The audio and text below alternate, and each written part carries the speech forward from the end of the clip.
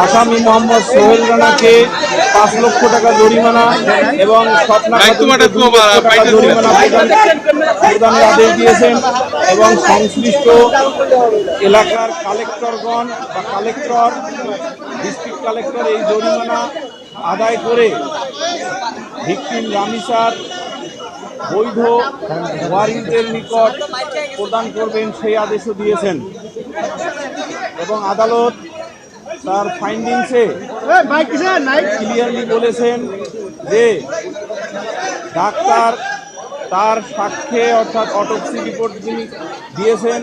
সেই অটোপসি রিপোর্টে doctor clearly উল্লেখ করেছেন যে ভিকটিম রামিসা আক্তারের দেহে ধর্ষণের আলামত পেয়েছেন এবং যার কারণে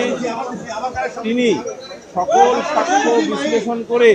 এই সিদ্ধান্তে উপনীত হয়ে রায় দিয়েছেন এবং আমরা প্রসিকিউশন পক্ষে রায়ে সন্তুষ্ট এবং আমরা এই রায় এর ক্ষেত্রে ধন্যবাদ জানাই সরকারের মাননীয় প্রধানমন্ত্রী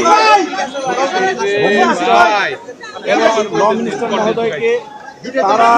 যেভাবে এই মামলায় দ্রুত বিচারের নিমিত্তে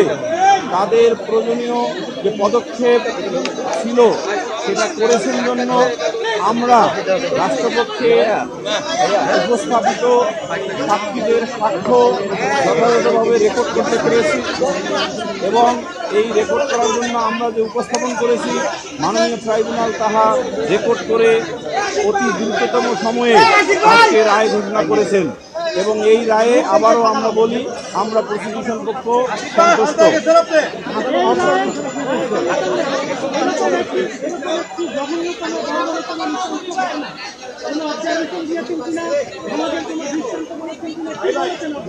মাননীয় ট্রাইব্যুনাল এই রায় ঘোষণার শুরুতেই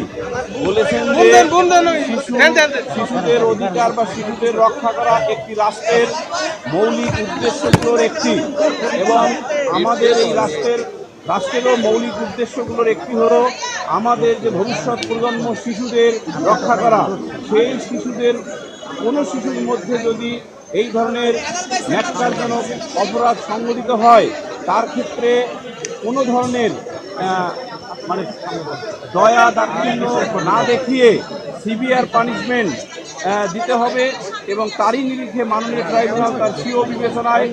এবং তার নিজস্ব জুরিসডিকশনে এই মৃত্যুদণ্ডে দণ্ডিত করেছেন উভয় আসামিকে।